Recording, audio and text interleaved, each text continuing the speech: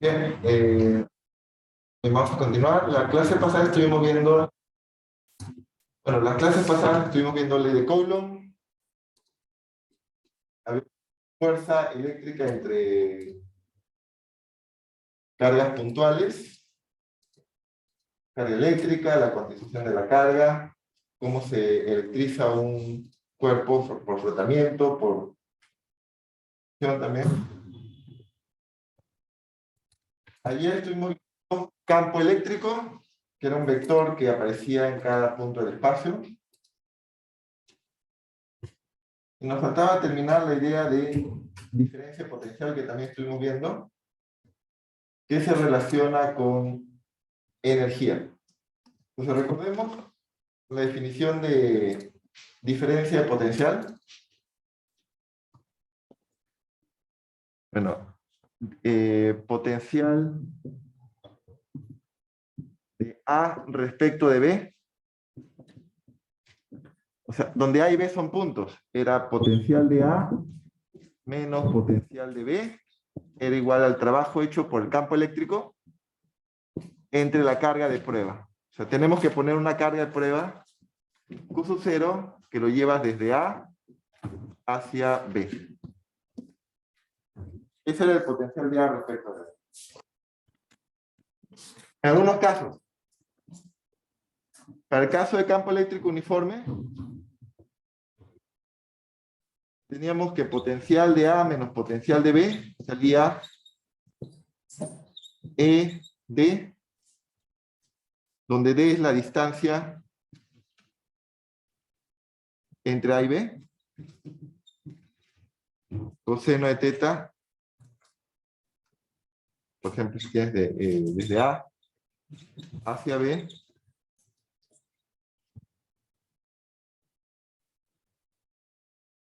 y teta es el ángulo entre el campo eléctrico y el vector R, ¿no?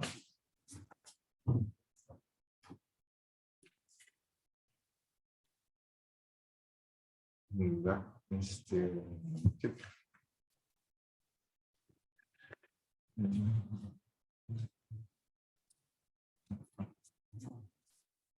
No, ese no sería el ángulo, estaría por acá.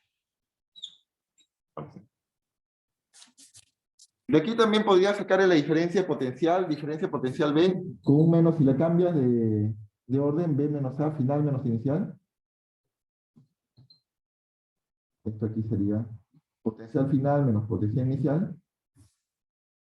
Le pones, eso es cuando tienes un campo magnético uniforme.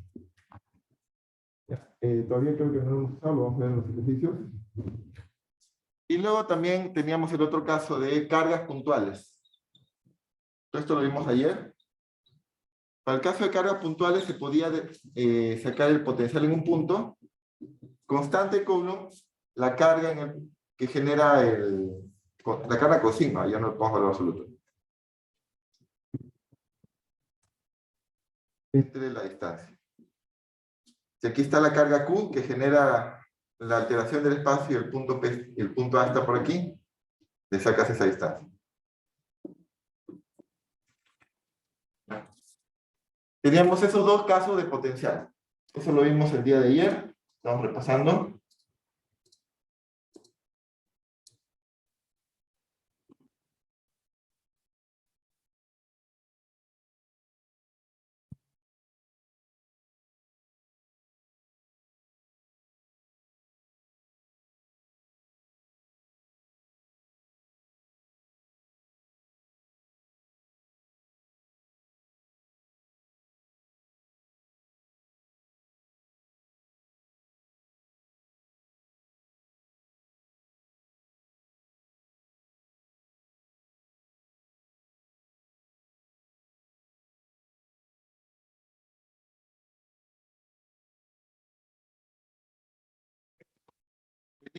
Vamos a ver cómo el potencial. Primero, ¿a qué unidades se mide el potencial?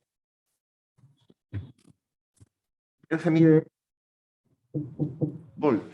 Los famosos voltios que vemos en los enchufes, ¿no? Si se recuerden, vamos a ver unos ejemplos aquí. Todo eso lo vimos el día de ayer. Habíamos hecho ejercicio incluso con esta fórmula. Vamos a ver hoy día entonces un nuevo tema. Bueno, está relacionado. Prácticamente lo mismo. Casi lo mismo. ¿Cómo se relaciona esta diferencia de potencial, delta V, que se mide en voltios, con la variación de energía potencial eléctrica? Un nuevo tipo de energía potencial que vamos a estudiar hoy día. En física, hace varias semanas ya habíamos visto energía potencial. A ver, ¿qué tipo de energía potencial habíamos visto? La energía térmica no es potencial. Potencial gravitatoria, ¿recuerda? Sí. El MGIE. También habíamos visto energía potencial elástica de los resortes. Un medio de campo. Energía interna no es potencial, es otro tipo de energía. Las energías potenciales se escriben con U. Es una costumbre. La energía potencial tiene que ver con la posición del objeto respecto a alguna fuente. En el caso de la gravitación era respecto a la Tierra. Mientras más alto estabas, más energía potencial. Y ese era igual a menos el trabajo del peso. En el caso, ahora de manera análoga, en el caso de electricidad, de campos eléctricos, la variación de energía potencial eléctrica va a ser menos el trabajo del campo. Pero el trabajo del campo es, con esta definición, sale aquí, ¿no? Vas a multiplicar la carga. Esto sería entonces la variación de energía potencial eléctrica. Entonces, hoy día vemos algo importante. Variación de energía, ya no potencial, sino energía. No confundan potencial con energía potencial eléctrica, son cosas distintas, pero relacionadas. Con la U, esto es la carga que estás llevando de un punto a otro y la diferencia de potencia. Una cosa es la U, la otra cosa es la V.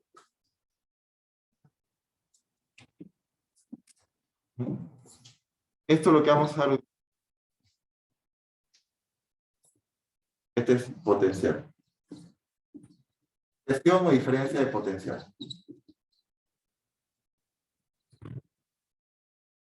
Está en voltios.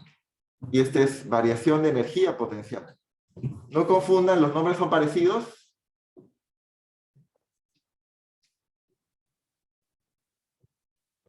Solo uno de ellos tiene que entrar en el principio de energía, ¿no? ¿Cuál pondrías en el principio de energía? Aquí está. ¿Cuál pones en el principio de energía? ¿El delta o el delta V? Delta V. Ya hemos visto en el principio de energía cambios, variaciones de energías es igual al trabajo hecho. Y eso nos va a servir para resolver problemas, donde aparezcan. Esta fórmula es lo que vamos a ver hoy día. Ya habíamos visto ayer potencial eléctrico en voltios. Ahora lo vamos a relacionar con esta fórmula. La energía que se mide en joules, el potencial se mide en voltios. Vamos a ver un ejemplo. Ejemplo 9. Vamos a tener un protón que se mueve en un campo eléctrico y al moverse en ese campo eléctrico, pues, va a haber una diferencia potencial. Aquí está.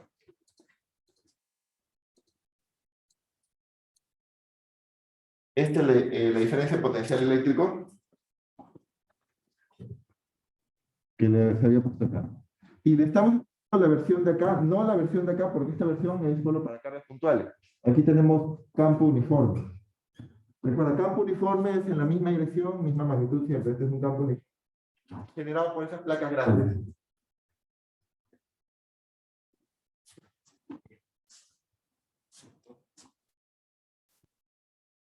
Entonces vamos a aplicar para este ejercicio. Un protón me da la carga y la masa del protón, se libera desde el reposo, está en el punto A, está en la figura, con un campo magnético, con un campo eléctrico de 8 por ejemplo 4 voltios sobre metro. El protón se somete a un desplazamiento D de medio hacia el punto B, en la dirección del campo eléctrico. Encuentre la rapidez del protón justo después de completar el desplazamiento. Vamos a ver el principio de energía. Entonces, mientras van viendo ese ejercicio, paso lista rápidamente. Atajo.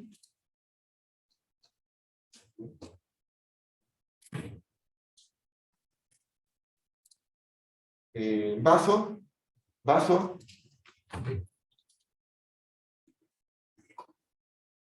Blas. Herrera. Imán. Imán. Fulca.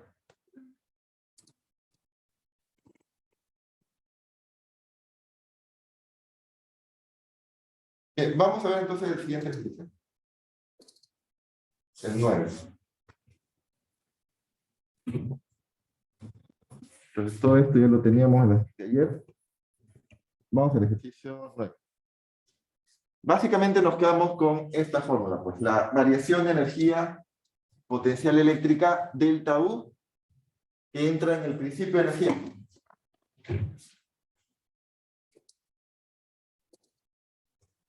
Ejemplo 9, nos vamos a quedar con esta fórmula.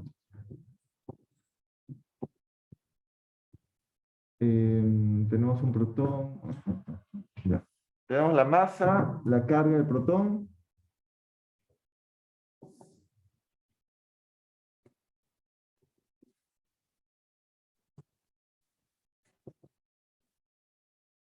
Tenemos también que la rapidez en el punto A es 0 según la figura del mismo problema. Parte del reposo. El campo eléctrico lo tenemos de dato. Y me dice que también se somete a un desplazamiento de magnitud de medio metro. Encuentra la rapidez del protón justo después de completar el desplazamiento. O sea, si aquí está el campo magnético, campo eléctrico.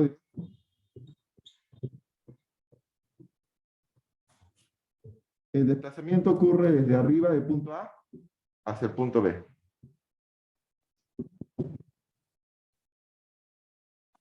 Entonces la pregunta es, si el campo magnético está hacia abajo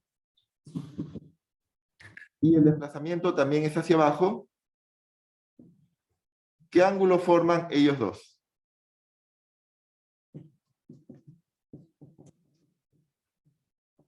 ¿Qué ángulo forman ellos dos? A ver, el desplazamiento está hacia abajo porque está moviéndose de A hacia B. El campo eléctrico también va hacia abajo. ¿Qué ángulo forman esas dos flechas? A ver, ¿qué dicen? ¿Qué ángulo forma el desplazamiento con el campo eléctrico?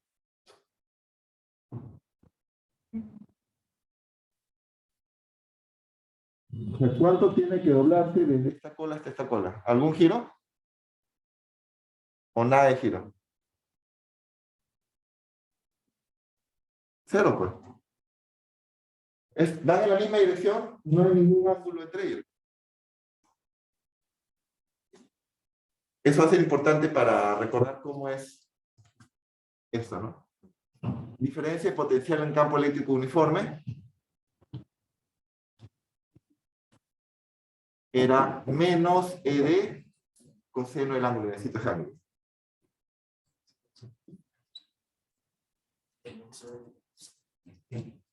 Entonces ya tengo la variación de energía potencial eléctrica U en términos de esa carga que se está moviendo, ¿no? Entonces vamos a usar el principio de energía. El principio de energía te dice cambio de energía del sistema es igual al trabajo neto externo. Para eso tenemos que dejar bien claro quién es el sistema. ¿Quién crees que hace el sistema? Para que puedas entrar. Para considerar la energía potencial eléctrica, Obviamente vamos a poner al protón, ¿no? Pero tiene que estar alguien más en el sistema para que tenga sentido hablar de energía potencial eléctrica. Es análogo a energía potencial gravitatoria. Cuando teníamos energía potencial gravitatoria, alguien tenía que estar presente en el sistema para que exista energía potencial gravitatoria. El planeta que generaba la gravedad. Ahora no estamos con gravedad. ¿Quién genera el campo eléctrico? Ahí está en la figura. ¿Quién genera el campo eléctrico? Las placas, ¿no? Sí. Así como en gravedad teníamos que poner al planeta Tierra, aquí tenemos que poner las placas que generan el campo eléctrico. Que generan el campo eléctrico. Este va a ser el sistema. Fuera del sistema, ¿qué queda? O sea, voy a poner el entorno, pues. ¿Qué sería el entorno que está fuera del sistema? ¿Queda alguien fuera del sistema? Sí, ya puse las placas. Fuera del sistema. Nada, ¿no? Si te queda nada, eso significa que esto es 0. Ya está. En el principio de energía, como no hay nada fuera del sistema, no hay trabajo externo. No queda nada fuera del sistema. Trabajo externo 0. Si hubiese una persona empujando, jalando, o de repente un campo externo, ahí sí tendrías que considerar el trabajo de todo lo que sea externo, pero no hay nada fuera del sistema, pues, ¿no? Todo el campo está metido dentro del sistema por las placas que lo he puesto dentro del sistema. El protón está dentro del sistema, no queda nada. Entonces, solo queda ver qué tipos de energía hay. Variación de energía cinética del protón, que es parte del sistema, está justamente. Y como ha puesto dentro del sistema las placas que generan el campo, sí existe variación de energía potencial eléctrica. Y todo esto sale 0. Ese es el principio de energía.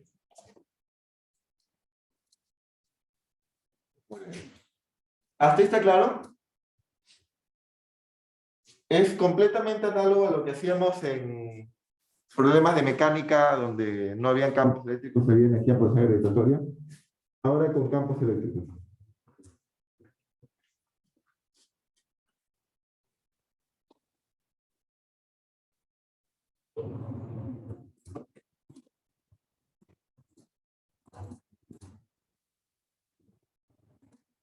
Habría que resolver ahora. ¿Cuál es la variación de energía cinética? El protón. Un medio de la masa en el punto, por la rapidez en el punto B, que es la rapidez final, menos un medio de la masa por la rapidez en el punto A al cuadrado, más, y ahí aplicamos esta fórmula, ¿no? La carga del protón por la diferencia potencial. Recuerda que todo esto es la diferencia potencial. Que es menos CD coseno de teta. Igual a 0. Con 0, por ejemplo, la rapidez en el punto A es 0. De ahí sale lo que se pide, ¿no? Entonces, aquí tenemos un medio de la masa por la rapidez B al cuadrado. Este menos pasa al otro lado como positivo. Es igual a Q sub 0 ED. Y recuerda que coseno de 0, ¿cuánto es coseno de 0 grados? 1 positivo, ¿no? Entonces ya no afecta. Queda esto. He pasado este menos QED. QED con menos lo paso al otro lado positivo. Y el coseno de 0 es 1. Así que no lo pongo. Poner 1 no afecta. Y te queda esto acá a la izquierda nada más, ¿no? Ya el resto lo despejo. 2 Q sub 0 ED entre la masa. Como esto está al cuadrado, saco raíz cuadrada. Ya está despejado. Lo único que queda es reemplazar datos, ¿no? 2 por el dato de la carga del electrón, que es del protón, pero 1,602 por 10 a la menos 19 coulombs. La masa es 1,67 por 10 a la menos 27 kilogramos. El campo eléctrico que ha puesto es 8 por 10 a la menos 4 voltios sobre metro. Y esta distancia es medio metro. La reemplazamos.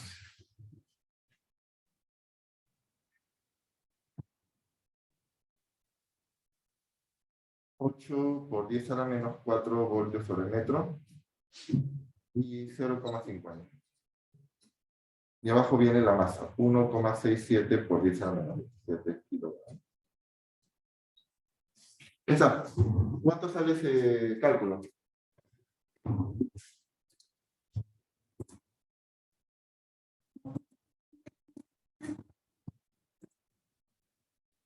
$2,8 por 10 al cuadrado, creo. ¿Cuánto sale ese cálculo? 2,8 por 10 al largo, metros sobre segundo.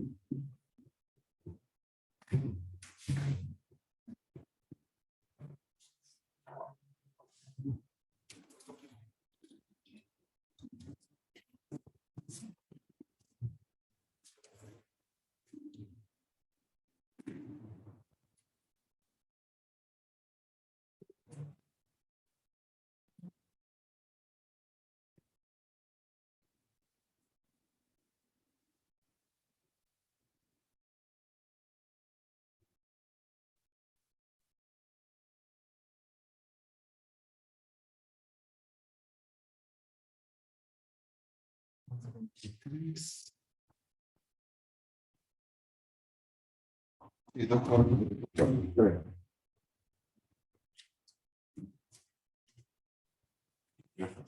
Bien, ¿hasta una duda, pregunta?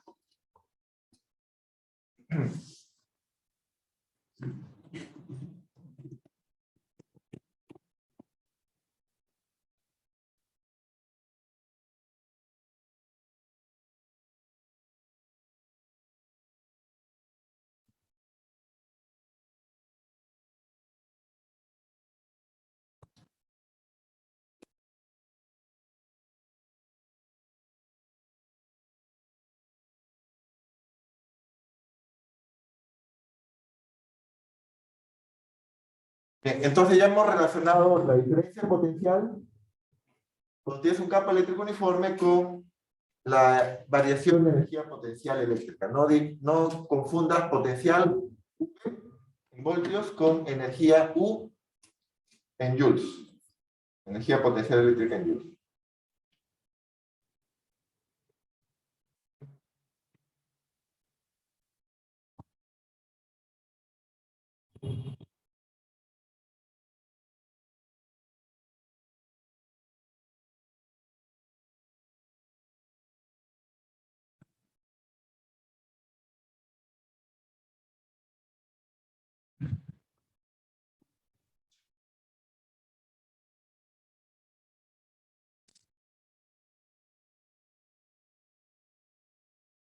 Bien, seguimos entonces. Entonces nos toca el día de hoy ver un nuevo tema, el tema de corriente eléctrica. Vamos a hablar entonces de corriente eléctrica.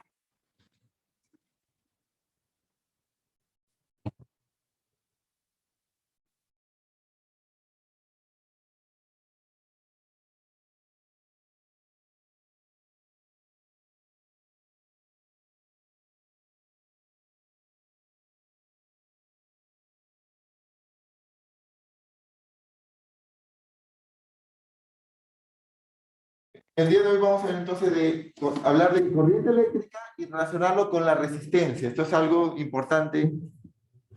Necesitamos saber lo básico de cómo funciona la corriente, ¿no? Vamos a hablar de resistencia, corriente eléctrica, ya que los circuitos eléctricos aparecen en tantas aplicaciones, ¿no?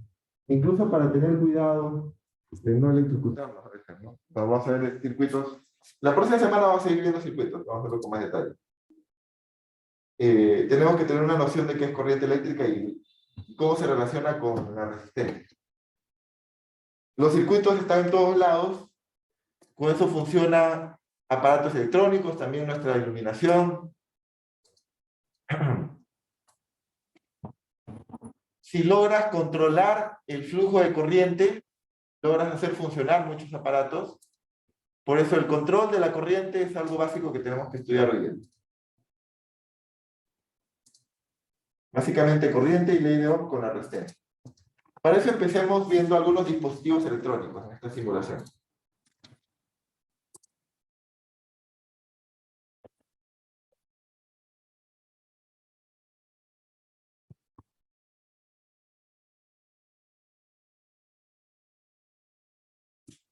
Vamos a ver algunos dispositivos electrónicos en esta simulación.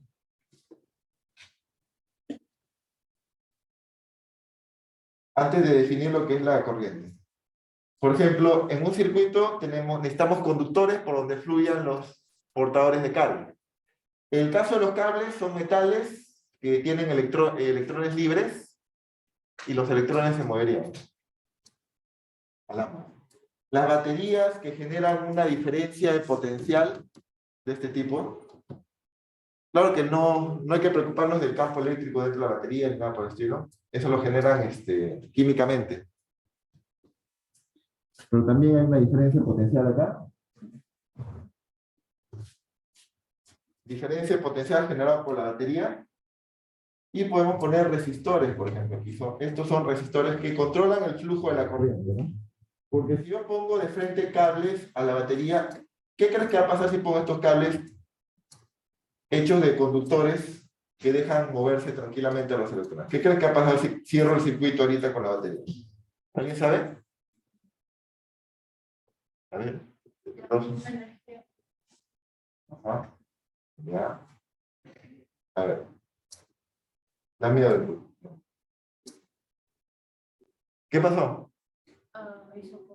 Sí, eso del cortocircuito lo vamos a hablar también. Es que, recuerda que tú tienes que entender al voltaje o diferencia potencial como una especie de presión eléctrica que apenas pongas conductores va a empujar a los electrones para que se muevan. Pero estos electrones en un cable normalmente no encuentran ninguna resistencia a mover. Por eso es que se le llama resistencia a las propiedades de... Este es un resistor que sí va a ejercer resistencia. Si no encuentras resistencia y alguien te empuja, va a seguir volando. Eso es lo que está pasando con los electrones. Está fluyendo una corriente muy alta porque no tiene resistencia. ¿Cómo se arregla esto? ¿Cómo se controla?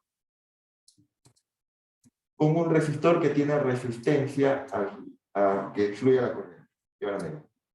Ahora sí. La presencia de la resistencia del resistor hace que ya no sea tan descontrolado el flujo de corriente. Y vamos a estudiar la ley de Ohm que te va a decir cuánta corriente va a pasar dependiendo de la resistencia que ponga. Esta resistencia entonces controla el flujo de la corriente. Sin resistencia no va a haber control y la corriente sale disparada. ¿Cómo se llama? Se llama... ¿Bueno? ¿Cómo el nombre del lenguaje? Es la misma que usan en sus laboratorios, es el FET. Ahora, si tú quieres encontrar esta simulación particular, le dices circuitos, no, puedes buscar en Google FET, PHET, circuitos. Y lo encuentras en la primera, kit de construcción de circuitos. Esta página FET tiene un montón de simulaciones. Y te vas al laboratorio.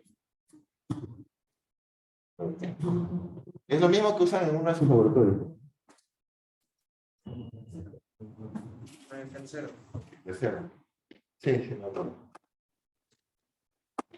Pero necesitas resistencia entonces para controlar el flujo de corriente. Es lo que vamos a ver hoy día. Pero primero entonces necesitamos definir. A ver, ¿qué más? Aparte de resistores, baterías, también hay bombillas que se pueden prender cuando les pasa corriente. A ver, vamos a ver una bombilla. La bombilla de por sí es un resistor. Así que no va a haber ese problema del descontrol, del cortocircuito.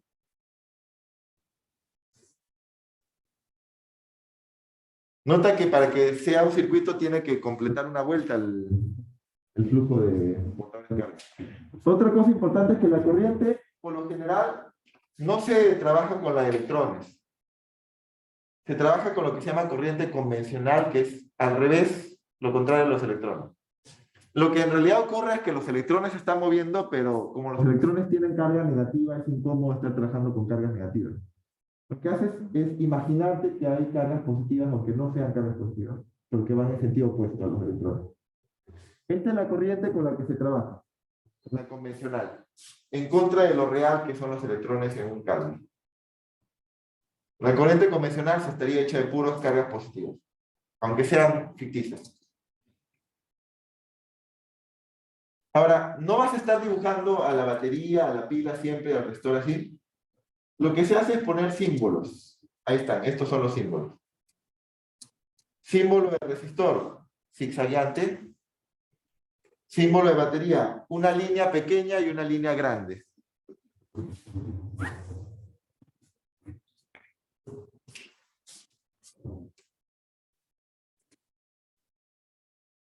Aquí están varios símbolos. Recuerda, los resistores ofrecen resistencia. Los alambres son simplemente una línea. La fuente de voltaje tiene una línea grande, que es la placa positiva de donde sale la corriente, y una placa negativa, donde entra la corriente. Línea grande y línea pequeña es para una fuente de voltaje. Tienes interruptores que se abren o se cierran, bombillas. Esos símbolos los vamos a ir usando en los circuitos. Pero primero necesitamos definir qué cosa es corriente. La corriente es el flujo neto de portadores de carga. En el caso de metales son los electrones, pero no nos conviene trabajar con electrones, como le digo. Te puedes imaginar que los electrones que, si se mueven a la izquierda, es equivalente a imaginarte unas partículas igualitas, pero del signo opuesto positivo, que se mueven opuestos. ¿Cuánta carga, delta Q es cuánta carga está pasando por unidad de tiempo? Esa es la corriente promedio. Para nuestras aplicaciones, la corriente promedio es suficiente. Si quisiéramos, si la corriente no fuese constante, podría ir variando. Ahí tendríamos que trabajar con corriente instantánea. Pero eso ya lo ven cuando vean derivadas, podrían trabajar con corriente instantánea.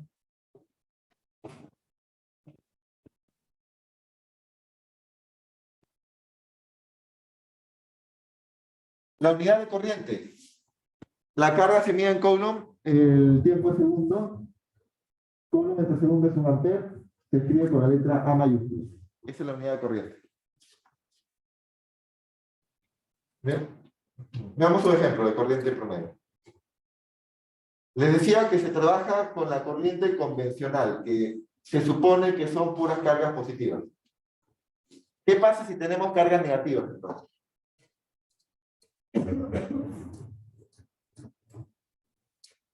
¿Qué pasa si tenemos cargas negativas? ¿Te imaginas que la reemplazas por una carga positiva igualita, pero en el sentido que se mueva en el sentido opuesto? Ahora, ¿por qué ocurre que algunas cargas se van a la izquierda, a la derecha? Por ejemplo, tú pones en un conductor un voltaje, y ese voltaje está relacionado con un campo eléctrico. Y ese campo eléctrico tiene que ver con cargas. Por ejemplo, puedo poner una placa positiva y una placa negativa y generar un campo eléctrico. Por ejemplo, si pongo una placa positiva acá, va a expulsar campo a la derecha, pero esto es porque hay cargas positivas acá, ¿no? En una placa.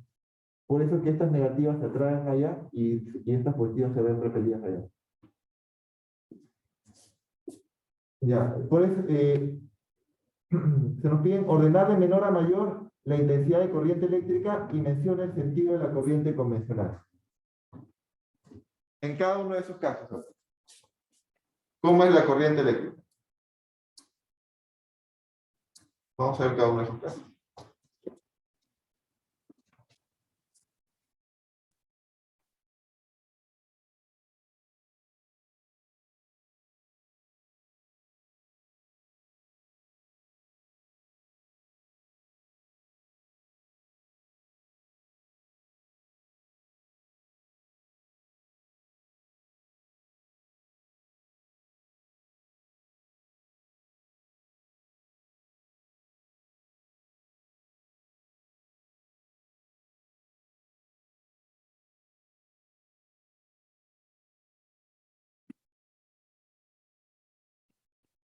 Por ejemplo, 10.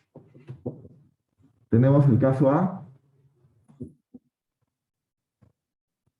¿Qué tenemos acá? A ver. Un conductor con estos portadores. A ver. Un negativo yendo hacia la izquierda. Otro negativo yendo hacia la izquierda. 3 positivos yendo hacia la derecha.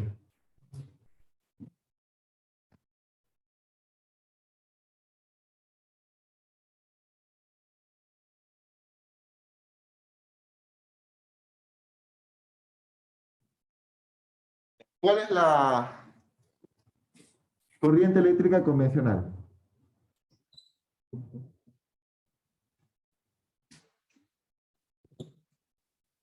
Lo que tienes que hacer es reemplazar todo lo que sea positivo, digo negativo,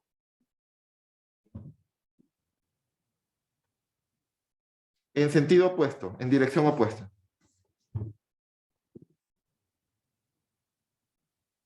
Tendríamos que reemplazar estos dos negativos en sentido opuesto, nada más. Y al final tendríamos 5 cargas yéndose a la derecha. Esta sería la corriente convencional. La corriente convencional es la que por defecto vamos a usar en los problemas. Entonces sería la corriente convencional, hecha con 5 cargas que se están moviendo en determinado tiempo a la derecha. ¿Y cómo sería el caso B? ¿Te das cuenta? No se pierde ninguna carga, ¿no? Si aquí hay 4. Aquí la corriente convencional, ¿habrá que hacer algún cambio? ¿O no?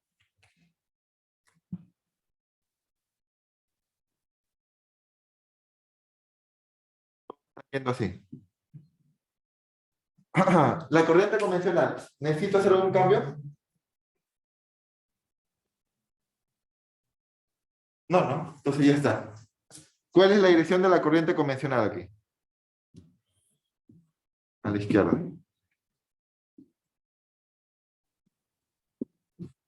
¿Está? El C.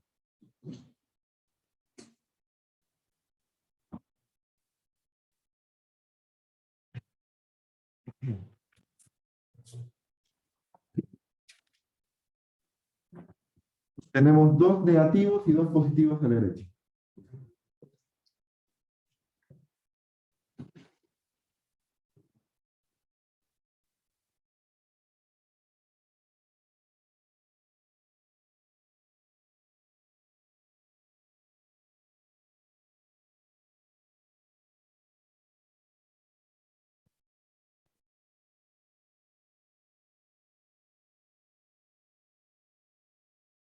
Al hacer este cambio te quedan 4. A ver, ¿cuántas cargas van a quedar? 4. 4 si todos van hacia la derecha. La corriente convencional es ficticia, pero sirve, o sea, es equivalente. Estos dos son equivalentes, los efectos van a ser equivalentes. Y la corriente convencional aquí va a la derecha, ¿no? Y por último, el 2 a la izquierda. Necesitas hacer un cambio de estas 2 cargas negativas.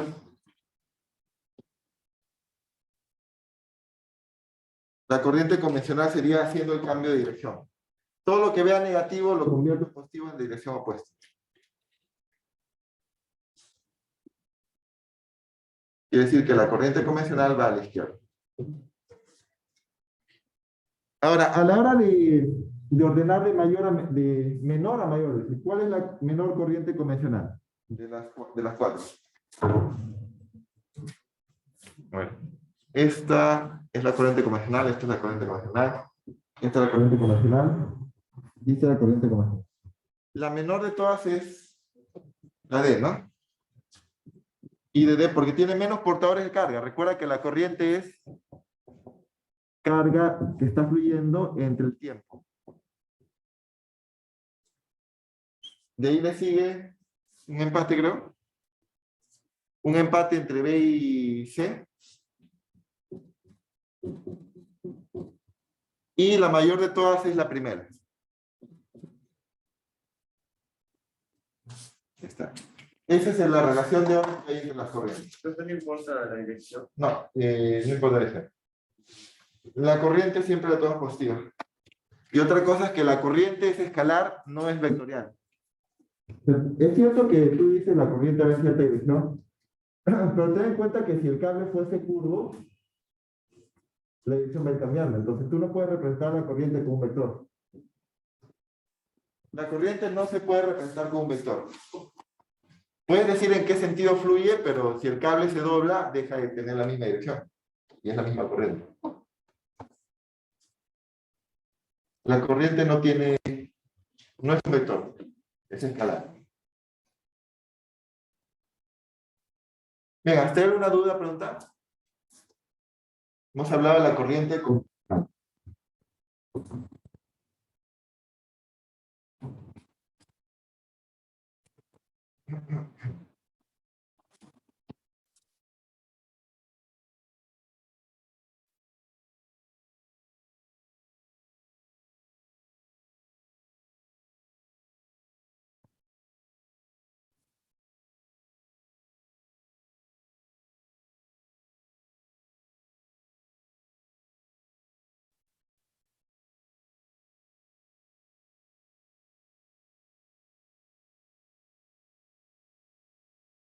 Bien, sigamos entonces. Ya tenemos la idea de corriente, que es cuánta carga fluye por unidad de tiempo. Vamos a hablar de los dos tipos importantes de corriente que se usan en el día a día. La corriente directa, también llamada corriente continua, y la corriente alterna. La corriente directa es aquella que fluye en un circuito de esta manera. Siempre en el mismo sentido fijo. Esa es corriente directa. Las cargas, los portadores de carga fluyen en el mismo sentido. Puede ser en algunos casos que la corriente directa cambie de valor, pero tratar de que no deje de ser en el mismo sentido. ¿Ya? Eso es corriente directa. Una pregunta que se hace aquí es, ¿esta corriente es convencional o no convencional?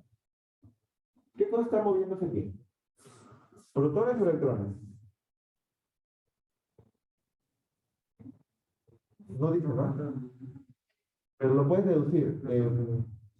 La corriente convencional siempre sale del positivo y entra al negativo. Horario. Lo que estás viendo moverse aquí son electrones. No pueden ser cargas positivas. Estas son cargas negativas de electrones. Las cargas positivas salen del cátodo, del positivo. Entonces, estos son electrones. Por lo tanto, eso no es convencional esta corriente. No, esta es la corriente de electrones. La corriente convencional saldría del positivo hacia el negativo. Y esa es la que se usa más, la que usa en los problemas. Esta es una corriente directa porque no cambia el sentido de flujo. Ahora, no necesariamente tiene que ser constante, puede variar, pero nunca cambiar el sentido de flujo. En la mayoría de aplicaciones se mantiene constante la corriente directa. Compáralo con la corriente alterna que tenemos en nuestros enchufes. En nuestros enchufes no nos llega corriente directa, nos llega corriente alterna más o menos así. Mira cómo están las cargas.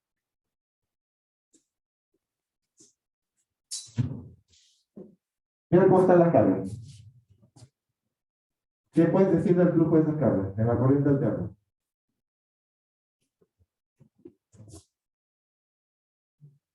No están siempre en el mismo sentido, ¿no? Van alternando el sentido de movimiento. Primero en un sentido, luego en otro sentido. Así es lo que recibes tú la corriente cuando enchufas aquí, ¿no? Así es. Y ahora, no lo hacen así lento, lo hacen súper rápido, 60 Hz. ¿Qué significa 60 Hz? 60 oscilaciones por cada segundo. Imagínate hacer esto, pero 60 veces cada segundo. Así es como oscilan las cargas en nuestra corriente. Ahí se ve muy lento, ¿no? Porque si lo hubiese con 60 Hz ni lo notaríamos. Esa es la corriente alterna. Van cambiando de sentido, alternando el sentido de un lado a otro. ¿Por qué se inventó la corriente alterna? Eso tiene razones ya más que podrían verlo explicado, por ejemplo, ¿no? Básicamente es más fácil trabajar con corriente alterna para producir corriente alterna en los generadores en las plantas eléctricas. Cuando estudiamos ley de Faraday se habla un poco de esto, que ahí vemos cómo es que se produce corriente alterna. Esos son los dos tipos de corriente importantes, ¿no? La directa y la alterna. Acá hay una gráfica de cómo es la alterna, ¿no? En algunos casos se va una corriente en la dirección positiva, en otros casos la corriente tiene una dirección negativa, y va alternando.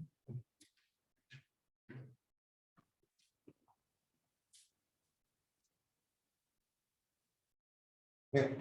Entonces, lo que deberíamos practicar es un poco de cómo se construye un circuito.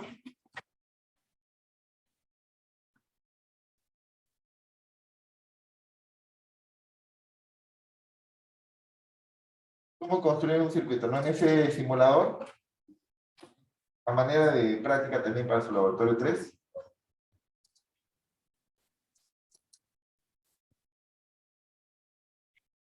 Vamos a construir un circuito.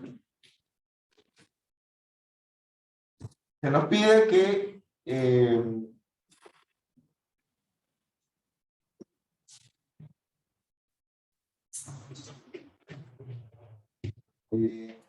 esto es parecido a lo que nos piden en el laboratorio, ¿no?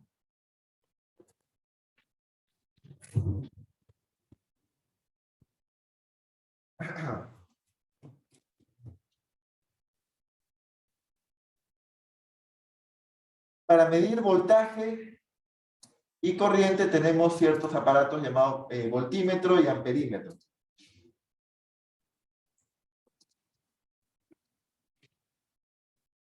Vamos a construir lo que tenemos. Vamos a poner un circuito bien sencillo. Una batería, o sea, una fuente, cables,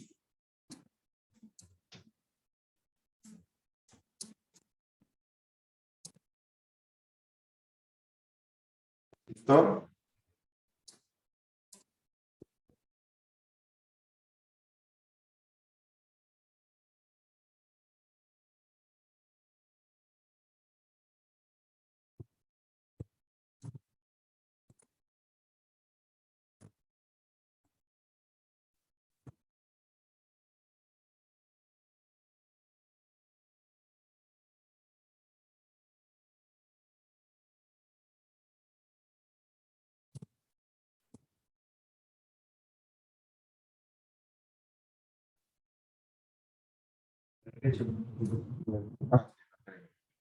con este instrumento se lee la corriente, y la forma de conectar este instrumento también te lo hice en tu laboratorio. Tienes que conectarlo en serie, o sea, si yo tuviese el circuito armado completo, sería así de simple. Así, y este sería el circuito, ¿no? Ya, lo malo es que ahí no leo nada. No leo ninguna corriente. Voy a poner convencional también. Lo que tienes que hacer es, para leer la corriente, el amperímetro que lee corriente, abrir un hueco y ese hueco llenarlo con el amperímetro. Y ahí lee la corriente que pasa. La idea es que el amperímetro que lee corriente tiene que servir como un puente por donde pasa la corriente.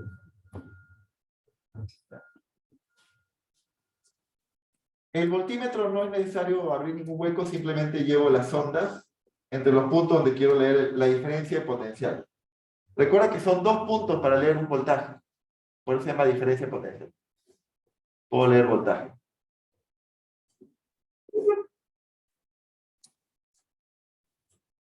¿Está?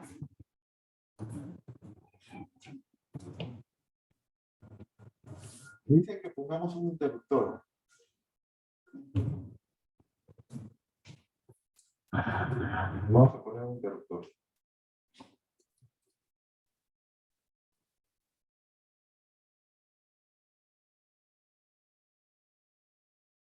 Poner un interruptor aquí al costado. Un interruptor obviamente sirve para abrir o cerrar el circuito, ¿no? Ahorita no pasa nada de corriente porque el interruptor está abierto. Se cierra y pasa la corriente, se abre y se cierra. Es la idea. ¿Y aquí nos dice el ejercicio que se parece a su laboratorio 3? Tenemos que dar clic sobre la fuente de voltaje y configurar un valor arbitrario. Cerramos el interruptor y ponemos los valores de la corriente. La corriente sale medido por el amperímetro y de voltaje. Entonces, vamos a medir la corriente y el voltaje al resistor. Entonces, para medir el voltaje entre los extremos del resistor, ponemos las ondas en sus extremos.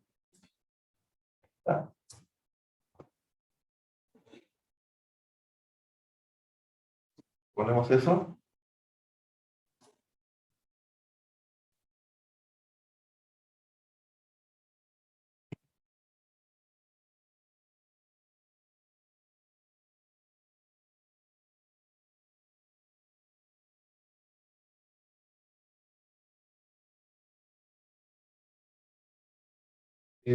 Ya. Ahí está midiendo 9 voltios, que obviamente son los 9 voltios de esta batería. Vamos a empezar con 9 voltios. ¿Y qué corriente hay? Vamos a anotar.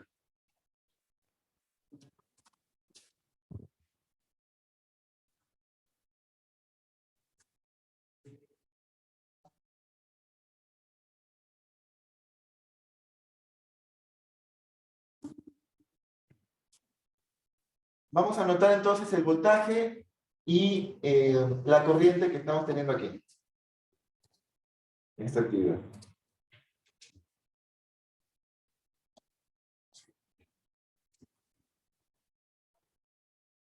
En la actividad.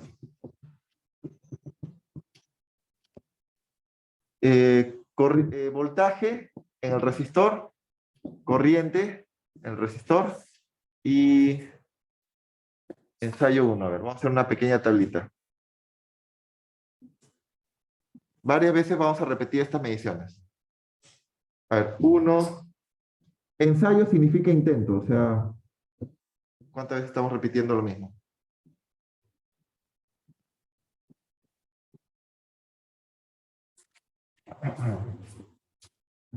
A ver, en el primer caso tenemos 9 voltios y le corresponde 0,90 amperios, ¿no? 9 voltios. Esto está en voltios y esto está en amperios. 9 voltios. Cuando ya le pongo la unidad arriba, ya no es necesario ponerla acá abajo, ¿no? Ya no es necesario. Corriente en amperios es 0,90 según lo que se da ahí, ¿no? 9 voltios y 0,90. Estamos haciendo una simulación de experimento. Luego, ¿qué debemos hacer? Repita el procedimiento para otro voltaje de la fuente. Entonces volvemos al experimento. Cambiamos el voltaje de la fuente. Abro el interruptor. Cambio el voltaje de la fuente. Por ejemplo, ¿qué voltaje quiere? ¿Cuál? 18, ¿ya? Puede ser cualquiera. Vamos a poner 18. Ya está. Cerramos el interruptor para que fluya la corriente. Ahorita no se mide nada porque no hay nada de corriente. Cierro y comienza a fluir. Ya está. Medimos esto experimentalmente. Vamos a nuestra... En el segundo caso, entonces teníamos... En este caso, en el segundo, tenemos 18 voltios y una corriente de 1,80 amperios, ¿no? Este es el segundo.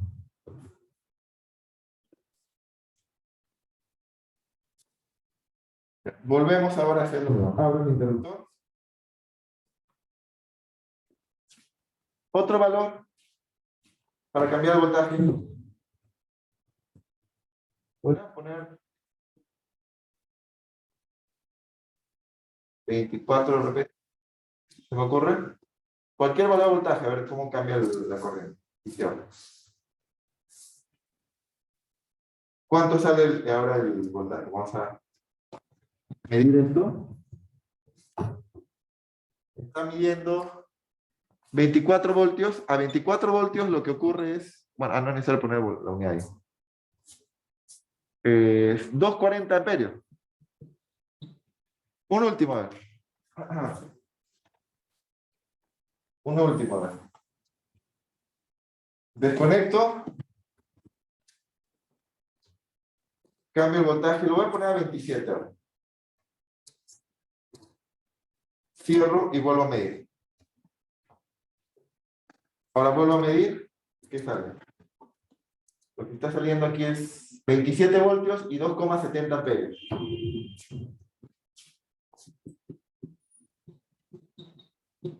Está. Ya hemos hecho nuestro procedimiento, nuestra toma de datos experimental. Lo que queremos saber es qué relación hay entre la corriente y el voltaje. Eso es lo que nos pide este ejercicio. ¿Qué relación encuentra entre los valores de la corriente eléctrica y el voltaje del resistor? Hay algo que se pueden dar cuenta si son perspicaces con los números. ¿Qué relación hay entre 9 y 0,90? ¿Qué relación hay entre 18 y 1,80? 24 y 2,40, 27 y 10. ¿Qué es lo que siempre se repite en esa relación?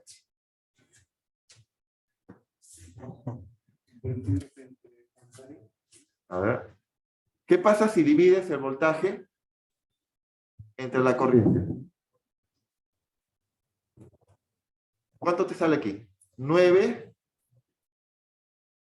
Bueno, esto salía en voltios sobre amperios, ¿no? 9 sobre 0,90. ¿Cuánto sale? 10 con dos cifras significativas. Aquí. 18,00 entre 1,80. 10.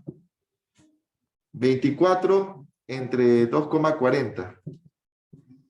10. Y todos mantienen esta misma relación.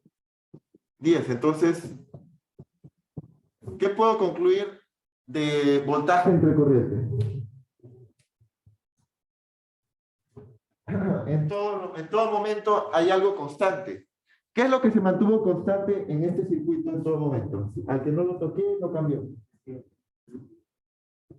No es la fuente, porque la fuente la cambié. La corriente ha ido cambiando. ¿Qué es lo que se mantuvo constante y que ha visto que ni lo toqué? El resistor. Entonces, este resistor tiene un valor de resistencia que precisamente es ese valor constante. Esa es la relación que hay entre el voltaje y la corriente. Eso se llama ley de Ohm. Lo descubrió, en honor al que lo descubrió primero. Ley de Ohm, sí. Hizo algo parecido a esto, obviamente más sofisticado que lo que hemos visto. Después de ley de Ohm. Se dio cuenta que cuando pasabas por un conductor que ofrecía resistencia, la corriente era proporcional al voltaje, ¿no? Aumentabas el voltaje, aumentaba la corriente, que se ve también aquí.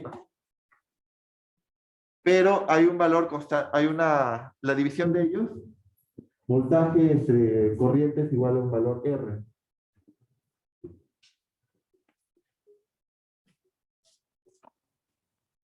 O sea, son directamente proporcionales.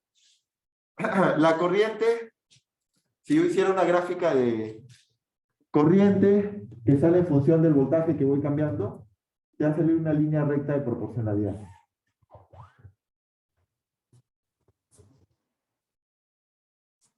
La pendiente de esa recta le llamó 1 sobre R por conveniencia, para poner I por... O sea, lo importante era saber el efecto, no era la corriente. Ahora puedes mandar a multiplicar esta resistencia y te sale la ley de Ohm en su forma estándar, que era corriente por resistencia del conductor es igual al voltaje. La unidad de la resistencia es Ohm. Se representa con esta letra griega omega mayúscula. Volt entre ampere. Volt entre ampere. Entonces ese volt entre ampere que habíamos puesto es Ohm. Esta es la ley de Ohm. Se lo puedes poner en otra forma más común que lo deben haber visto. I por R corriente por resistencia es igual al voltaje que pasa por resistencia. No te vayas a olvidar, no vayas a confundir. Algunos tienen su mnemotecnia, ¿no? Dicen I igual a venir, IR igual al voltaje. Nota que ya no le estoy poniendo el delta. Debería ponerle el delta, pero por simplicidad ya no le ponemos. En realidad debería ser un delta. Una diferencia potencial entre los extremos del resistor. Eso sí, fuésemos un poquito estrictos. Pero por costumbre ya no se le pone el delta. Se sobreentiende que es una diferencia potencial.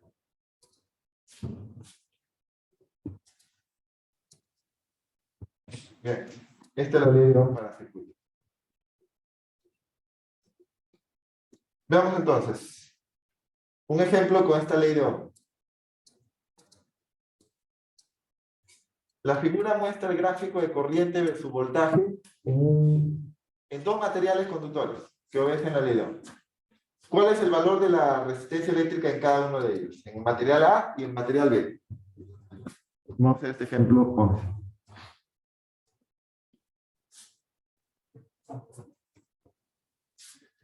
Entonces ya sabemos la ley de Ohm. La resistencia se mantiene constante.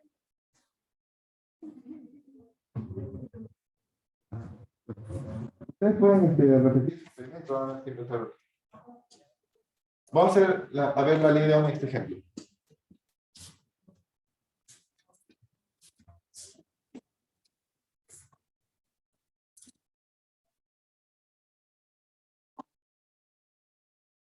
Bien, ejemplo 11.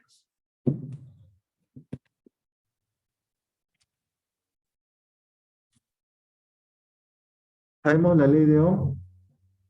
I por R es igual al voltaje que pasa por resistor, o también I es voltaje que pasa por resistor entre la resistencia. Cualquiera de los dos.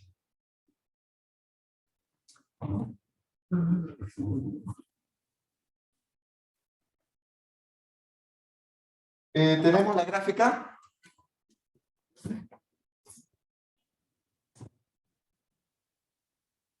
De corriente versus voltaje. En volt. Y este está en ampere. Entonces necesitamos darnos cuenta de esto. Esto significa que lo puedes poner, que la corriente es 1 sobre R por voltaje, ¿no? Esa es la gráfica de una línea recta que pasa por el origen. ¿Cómo sacamos la resistencia? Para eso recurro a sus conocimientos de matemática básica. En una línea recta, la ecuación de una línea recta que pasa por el origen, ¿cómo es? Y es igual a mx. Debería haber un intercepto, pero justo este intercepto es 0 porque pasa por el origen. Si pasa por el origen, que es lo que estamos viendo en la gráfica, no tiene intercepto. Entonces solamente te queda y sería el vertical, este sería la variable x, por lo tanto este m, que es la pendiente sería 1 sobre la resistencia. De ahí concluimos eso. Si logramos sacar la pendiente de esta recta, para eso vamos a recordar, la forma más básica de sacar pendiente es 1 entre la resistencia. Por ejemplo, para el material A.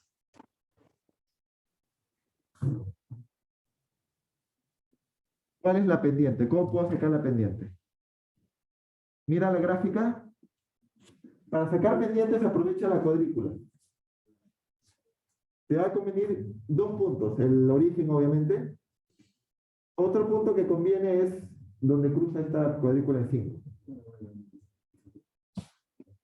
Entonces, ¿cómo se saca pendiente? Ahorita hay que recordar si no te acuerdas.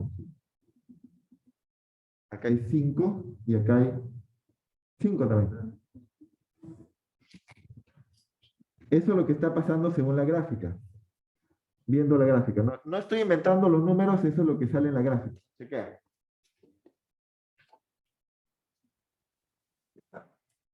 Estoy ganando este punto.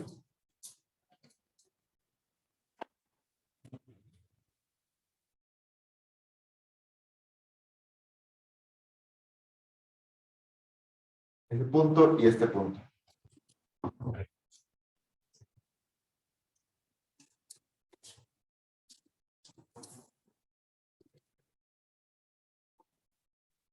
Y también estamos pasando por 0, 0, ¿no?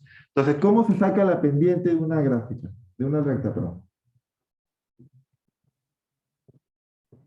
Si es así, esta es una pendiente positiva, esta es una pendiente 0. Si es horizontal, la pendiente es 0, y si es así, la pendiente es negativa. Obviamente, todas estas son pendientes positivas, ¿no? Las dos son pendientes positivas. Está bien porque no existen resistencias negativas. ¿Cómo se calcula la pendiente? Variación vertical entre variación horizontal. ¿Qué es la variación vertical? Todo esto, ¿no? Entre los dos puntos que yo tome, ¿eh? No necesariamente desde el 0. ¿Cuánto es esta pendiente aquí?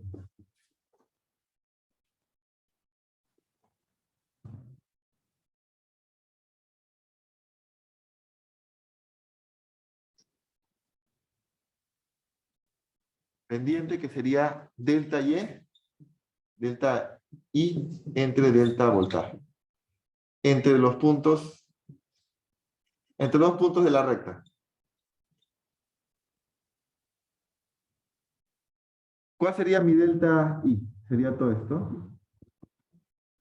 Paralelo al eje de las corrientes, el vertical, y mi variación de horizontal sería el delta de voltaje. ¿Cuánto vale cada uno entonces? 5 amperios entre 5 voltios. Y esto es igual a 1 sobre R del caso A, ¿no?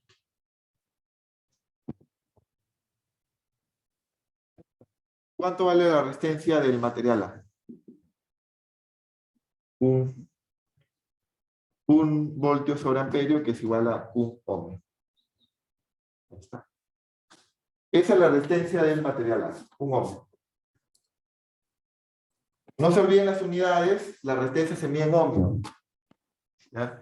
Muchos fallan por olvidarse las unidades. Tienen que salir del curso de física escribiendo unidades. En su mente ya está programado las unidades. Aunque sea escribir la OHM. En matemáticas yo sé que no le enfatizan, todo lo ponen número, pero esto es ciencia. En ciencia las unidades son importantes. Acostumbren. Ciencia e ingeniería vamos a usar unidades a cada rato. Bien, esta es la resistencia entonces del material. La pendiente de esa gráfica ha salido 1 sobre R, sale 1. Ahora, ¿qué pasa con la gráfica 2?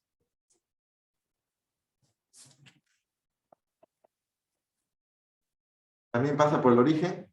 Otro punto que me interese de la gráfica B. ¿Cuál punto sería más conveniente?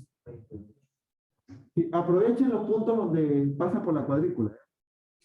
Porque son los puntos más reconocibles. Otro punto que me conviene para el resistor B, para el material B, sería este aquí, donde pasa por la cuadrícula.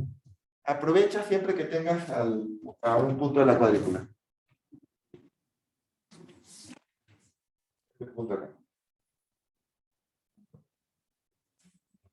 Entonces, ¿qué punto voy a usar? Voy a usar este punto acá y este punto acá. Y este punto que está a 20 y 2.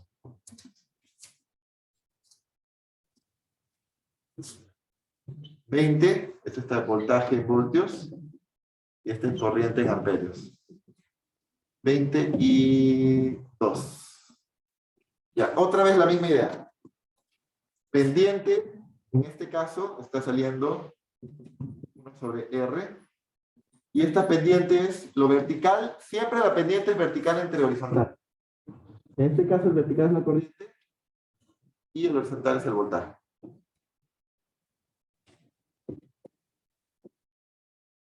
Entre cualquiera de los puntos de la recta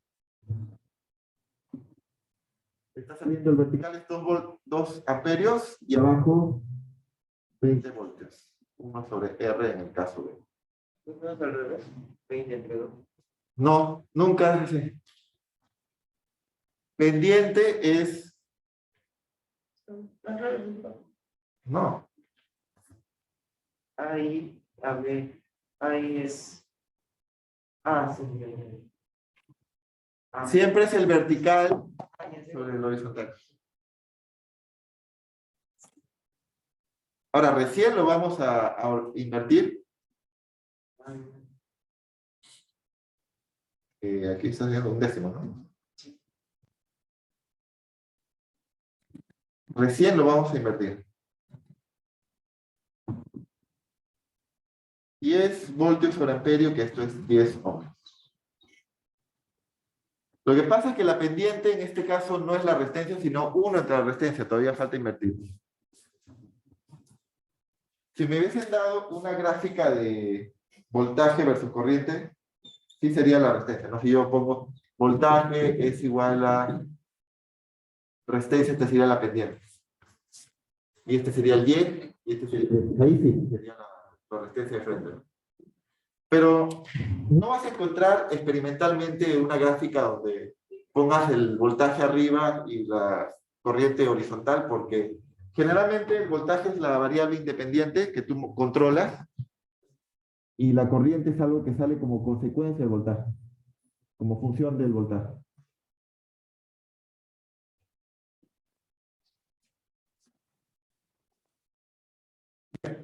¿Hacer una pregunta, duda? Estamos sacando la resistencia como consecuencia de la ley de Ohm.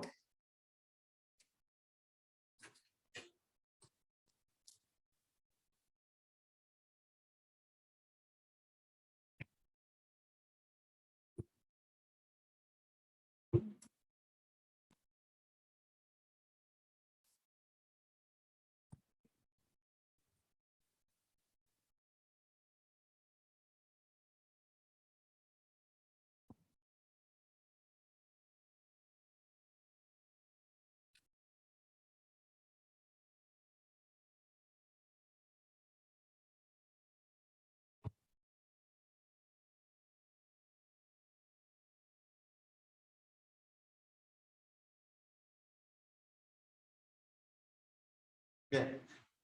Pero ¿qué pasa si no tenemos acceso a experimentar con corrientes? De repente no tenemos una fuente de voltaje, no vamos a estar a todos haciéndole pasar corriente, ¿no? Hay otra forma de calcular la resistencia, vamos a ver. Con las propiedades del material que fabricas el resistor. Resulta que la resistencia depende del tipo de material. Por ejemplo, algunos resistores lo pueden ser de conductor cobre, otros de aluminio. Depende del largo del resistor por donde fluye la corriente. A mayor longitud, tiene sentido que haya más resistencia si vas a atravesar más longitud. Si lo que vas a atravesar es algo largo, hay mayor resistencia. Microscópicamente los electrones se encuentran más choques moleculares, les es más difícil fluir a la corriente. Y lo contrario, si el resistor es más ancho, va a ser más fácil que fluya la corriente, va a haber menos resistencia. Por eso es inversamente proporcional al área transversal del resistor. La fórmula es esta. Resistencia es igual a resistividad. La resistividad es un tipo de... es una propiedad que depende del material. Del tipo de material. Que sea cobre, que sea oro. ¿Qué es la resistencia del material? No, su nombre es resistividad, es una propiedad que te dice qué tan fácil es fluir, pero del tipo de material. Es que aparte de la resistividad, tú tienes que tener en cuenta el tamaño del resistor. Tú puedes tener cobre con 1 centímetro, pero también puedes tener cobre con 1 metro. Entonces, la propiedad de que sea de cobre lo mide la resistividad. Pero aparte tienes que tener en cuenta el tamaño también. La resistividad es una propiedad del tipo de material. Pero no basta el tipo de material, también tienes que tener en cuenta los tamaños. Por eso tienes en cuenta la longitud y el área. Y esa resistividad que se lee con la letra griega ρ es una propiedad del tipo de material. Si es cobre, si es oro, aluminio, no sé, de qué lo fabrica ese resistor. Entonces la resistencia total depende de la resistividad, de la longitud del resistor, inversamente proporcional al área transversal. Bien.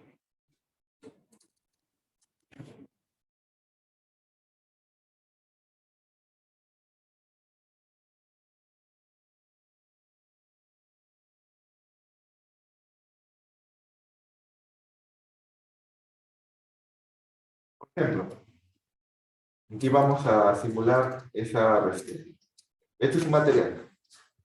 Aumentarle la resistividad significa que sea más difícil que fluya la corriente. Un material con mayor resistividad tiene, por decirlo, más dificultad de que pase la corriente. Si pasan electrones por aquí, se van a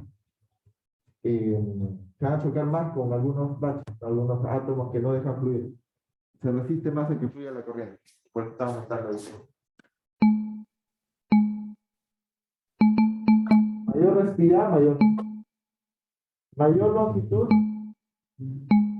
parecen más baches que no dejan la corriente. También aumenta la resistencia. Pero si aumento el área, disminuye la resistencia. A mayor área disminuye la resistencia. A menor área también disminuye la resistencia. Si disminuye el área, es más difícil pues, que fluya la corriente, porque mayor resistencia al fluir.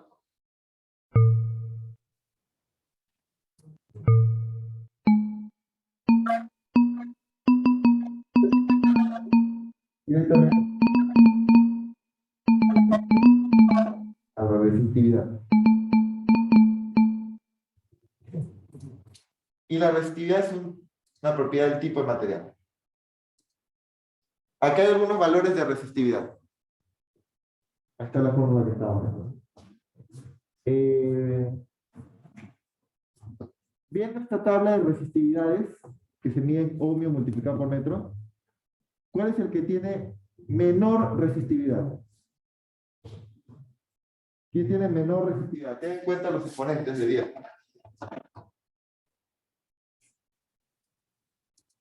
La plata. Esto se llama plata, silver, plata. 1,59 por 10 a la menos 8, o sea, tiene poquita resistividad, quiere decir que si le pones voltaje, va a dejar fluir la corriente fácilmente. Por lo tanto, tienes poca resistencia. Y eso es bueno para fabricar cables, ¿no? En la idea de los cables es que dejen fluir la corriente sin mucha resistencia. Los cables se deben fabricar para que fluya la corriente sin mucha resistencia. Pero hay un problema. Tú no ves cables hechos de plata, ¿no? Los cables no están hechos de plata. ¿Por qué crees que no usan la plata para fabricar cables? El silver. ¿Por qué no usan la plata para fabricar cables? Tu cableado de tu casa, de los edificios, no están hechos de plata, ¿no? ¿Cuál es el problema con la plata? A pesar de que tiene poquita resistividad. Hay poca cantidad, me dicen. Básicamente, sí está relacionado el costo, pues, ¿no? No vas a estar haciendo un cableado de plata para que veas el horror. Además que es muy caro. Es muy caro. Un metal precioso. Muy cerca de la plata, una baja resistividad la tiene el cobre. Y ahí te explicas por qué los cableados se hacen de cobre. Porque tienen bajísima resistividad. La plata igual le gana, pero no conviene esa plata, pues, ¿no? Eso es el cobre. Nosotros producimos cobre, bastante cobre, porque tenemos problemas ahora con cobre. No se puede. Chile nos gana igual el cobre, pero ahí está la razón por la cual el cobre es útil, ¿no? Y tiene su precio de mercado. Es bien útil. Para fabricar cables, cableados, que tienen poca resistividad. Esa resistividad viene aquí en este rock que estoy señalando. Esta es la resistividad. Con eso calculas la resistencia de un cable, con la resistividad. Depende también, la resistencia también depende de la longitud del cable y inversamente proporcional al área del cable. Vamos a un ejemplo. Tenemos 3 cables conductores, los 3 son de cobre. Si los 3 son de cobre, ¿qué tienen en común? Resistividad, longitud o área. Si los 3 son de cobre, ¿qué tienen en común? Resistividad. La resistividad es una propiedad del tipo de material, no importa el tamaño. La resistencia sí depende del tamaño, la longitud y el área. Entonces, los 3 tienen la misma resistividad, la resistividad del cobre.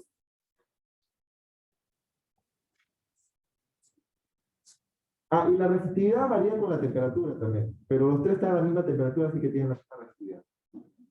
Los 3 cables son sometidos a la misma diferencia potencial V. Indique por cuál de ellos circula una mayor corriente. Vamos a responder.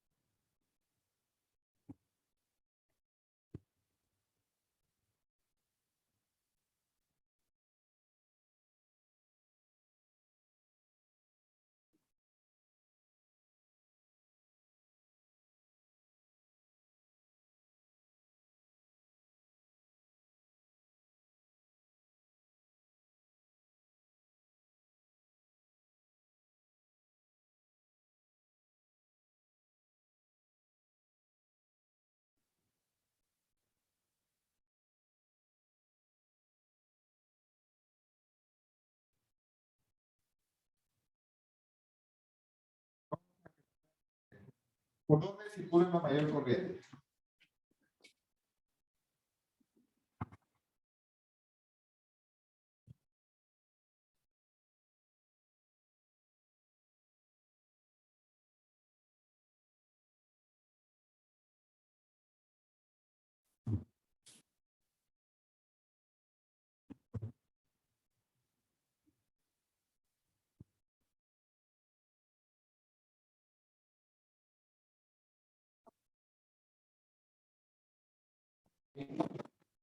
Ejemplo 12. En este ejemplo 12 necesitamos tener en cuenta la resistencia es resistividad del material, la longitud del cable entre el área transversal. Y también debemos tener en cuenta la ley de Ohm. I por R es igual al voltaje. Ley de Ohm y la definición de resistencia. De la ley de Ohm podemos concluir algo. Si nos dicen que tienes, a ver, tenemos datos. Los 3 con el misma resistividad. Los 3 también tienen mismo voltaje. Mismo voltaje, ¿no? Y tenemos 3 cables, 3 conductores aquí.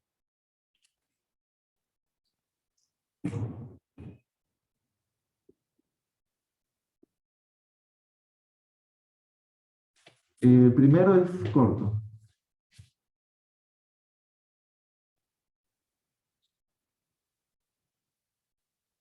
El primero es corto.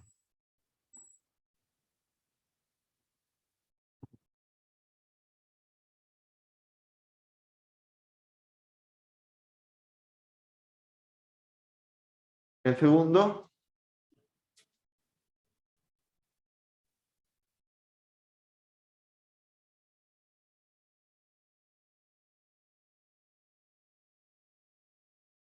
y el tercero.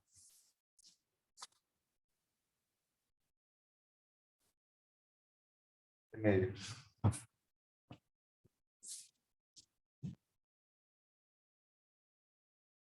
Mucho más corto. Y aquí tienes a medios, a medios. Esos son los 3 conductores. Y esos son los datos. Se pide por cuál circula mayor corriente eléctrica. Vamos a ver cómo es la corriente. Se pide comparar la corriente. en cada uno. Entonces, por ejemplo, de aquí sacas la corriente, ¿no? La corriente es voltaje entre resistencia. De la ley de Ohm. De la ley de Ohm sale la corriente, ¿no? Voltaje entre resistencia. Pero me han dicho que el voltaje es el mismo para los tres. Así que no me preocupo del voltaje. El voltaje es el mismo para los tres según el problema. O sea, se le está conectando a una batería seguramente, a la misma batería. Se está conectando a la misma batería. Con el mismo voltaje. La misma pila de repente. Ya. Hay que reemplazar la resistencia. La resistencia es... El voltaje es el mismo. Abajo viene... También tiene el mismo resistividad. La longitud sí va a cambiar. El área.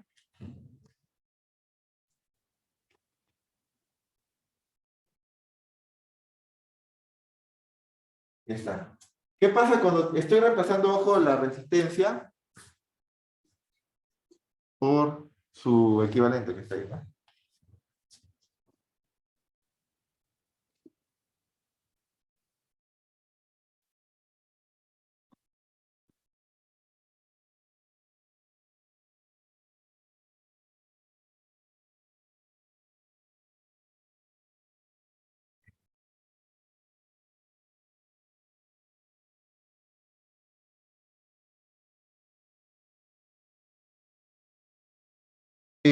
Al hacer esta división, te sale voltaje entre resistividad ρ. Cuando divido una fracción y abajo hay una fracción, ¿qué pasa con lo de abajo? Sube. Entonces el área sube y abajo queda la longitud. La corriente entonces depende del área e inversamente proporcional a la longitud, ¿no? Miren los pasos que hemos hecho. Hemos despejado la corriente, voltaje entre resistencia, y he reemplazado la resistencia que es resistividad a longitud entre área. Y la conclusión es esta. La corriente es voltaje entre resistividad multiplicado por el área entre la longitud del cable. He puesto el color rojo lo que es variable, ¿no? Porque en los tres casos tiene distinta área y tiene distinta longitud. A ver, ¿cómo sería la corriente en el caso A? Este es B, este es C. A ver, ¿cuál es la corriente del caso A? El mismo voltaje, que es para los tres, entre la misma resistividad que es del cobre. El área es A y la longitud es L. Ya está. ¿Cuál es la corriente del caso B?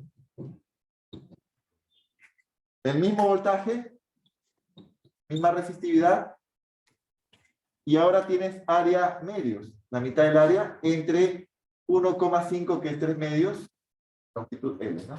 Recuerda que esto es 3 medios de L, ¿no? 1,5 es 3 medios. Ya. Puedo seguir operando. ¿Cuánto sale esto? Si yo tengo la corriente A, la corriente B, ¿cuánto sale? Si simplifico aquí. Medio entre medio sale. ¿Se cancela? La corriente B es igual a voltaje entre resistividad, área A entre 3L.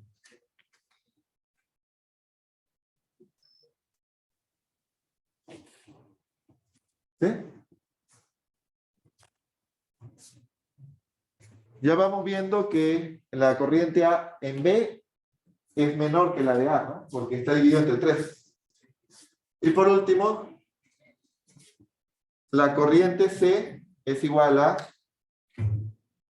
voltaje entre resistividad por el área medios entre L medios. ¿Qué pasa ahí? Se cancela. Se cancela ese un medio en ambos lados y te queda la corriente en C.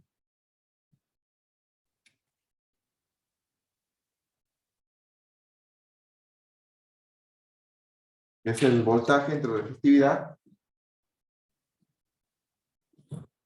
por área entre L. Que es lo mismo que la corriente en A, ¿no? Entonces, ahí nos piden comparar. Tenemos las tres corrientes ya. En A, en B y en C. ¿Qué me piden? ¿Cuál es la mayor corriente? ¿Cuál de ellos tiene la mayor corriente?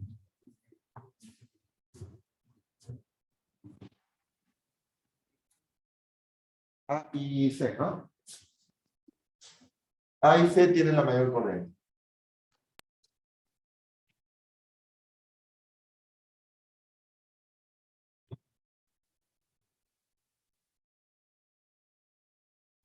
Si comparamos, entonces vemos que el que tiene la mayor corriente es A y C.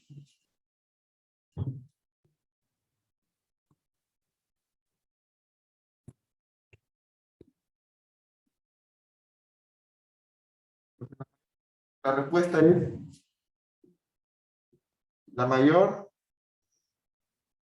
corriente A y C. Empate. Empataron los dos A y C, ¿no?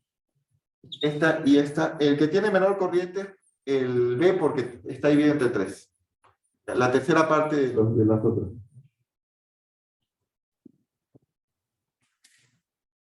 A y C tienen un empate de la mayor corriente. Bien, era usando la ley de Ohm y la fórmula de resistencia. Bien. ¿Hasta una duda, pregunta? Hemos visto la ley de Ohm. Hemos visto cómo se calcula la resistencia en función de las propiedades del material y el tamaño del conductor.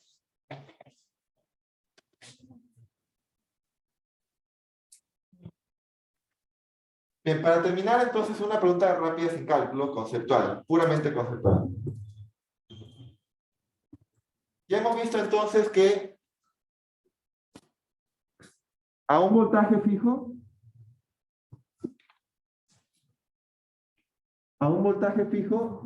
por ejemplo el voltaje de una pila, ¿qué pasa si disminuyo la resistencia?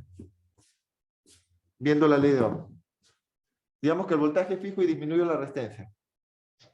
Para compensar esa disminución, ¿qué pasa con la corriente? Aumenta, ¿no?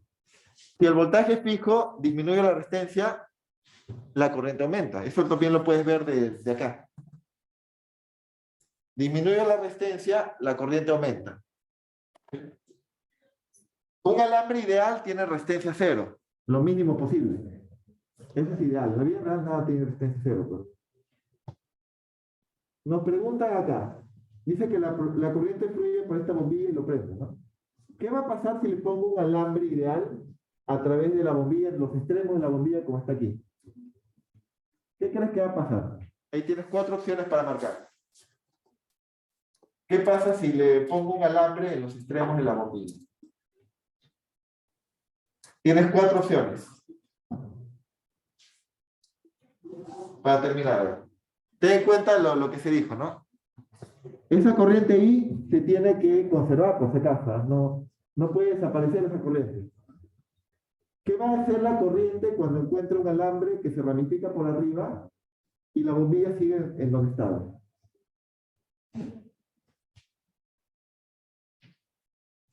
¿Por dónde se va a ir la mayor parte de la corriente? Si el alambre tiene resistencia cero.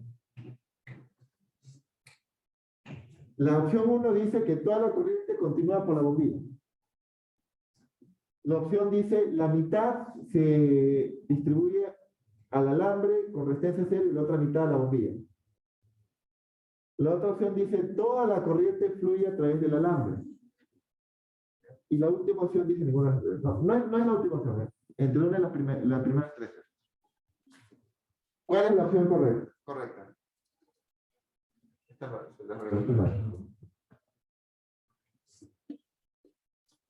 ¿Qué dicen? A ver, ¿la opción 1, la opción 2 o la opción 3? tengan en cuenta, a menor resistencia, ¿qué es lo que pasa? Y aquí tenemos la resistencia más extrema, 0. ¿Tú crees que la corriente se va a subdividir equitativamente? No, no se puede dividir equitativamente, ¿no? ¿Por qué?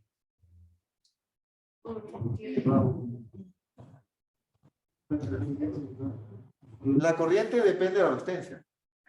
Donde haya menor resistencia, hay más corriente. Entonces, ¿quién de los dos tiene mucho menor resistencia comparado con el bombillo? Tiene su propia resistencia. ¿Quién tiene menor resistencia, el alambre o el bombillo? El alambre tiene resistencia 0. No hay nadie que tenga menos que 0, pues, ¿no? Entonces, ¿quién se lleva casi toda la corriente? El alambre. Y eso lo podemos simular. Y eso es lo que les dije al inicio. Vamos a simularlo acá, para terminar viendo la simulación. La 3 es la respuesta. Vamos a simularlo acá. Esto es lo que se llama cortocircuito que les dije. Cuando conectas un alambre sin resistencia, vamos a simular lo que está pasando aquí. La batería, el alambre, bombilla, alambre.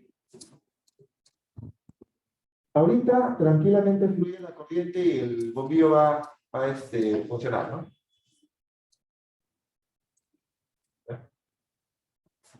Lo que está diciendo el problema es, voy a conectarle un alambre, le voy a poner un interruptor para que funcione cuando yo quiera.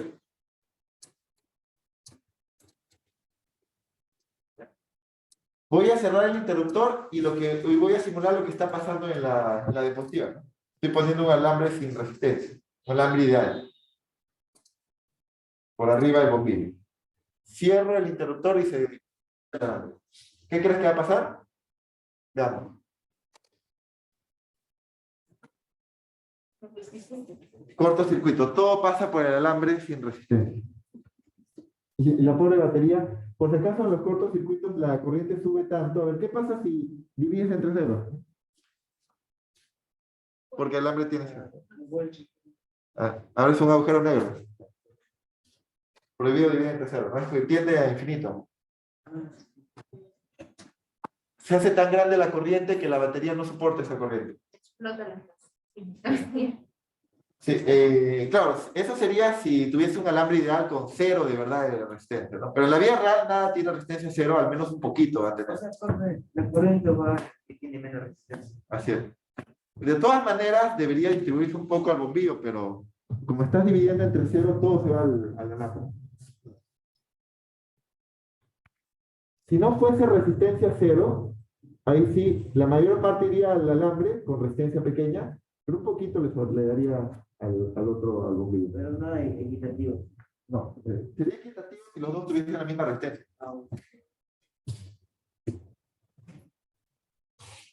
Lo estamos verificando. Esto es el cortocircuito que está ocurriendo.